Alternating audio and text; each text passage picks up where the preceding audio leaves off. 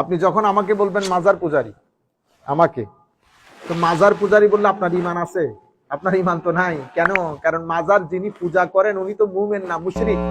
তা আপনি আমাকে মুশরিক বলা মানি আপনি মুশরিক হয়ে যাওয়া, কারণ আমি তো মুশরিক না। আপনি আমাকে মুশরিক বললে তো আমার পিছনে হাজার লাখো মানুষ মাসে নামাজ পড়ে, একজনের নামাজও হবে না, ঠিক না?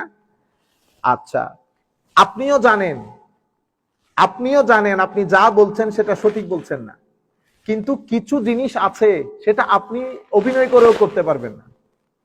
কাউকে আপনি অভিনয় করেও পলিটিক্যাল খাতিরে, রাজনৈতিক খাতিরে, রাজনৈতিক মার দেওয়ার জন্য আপনি বলতে পারবেন না।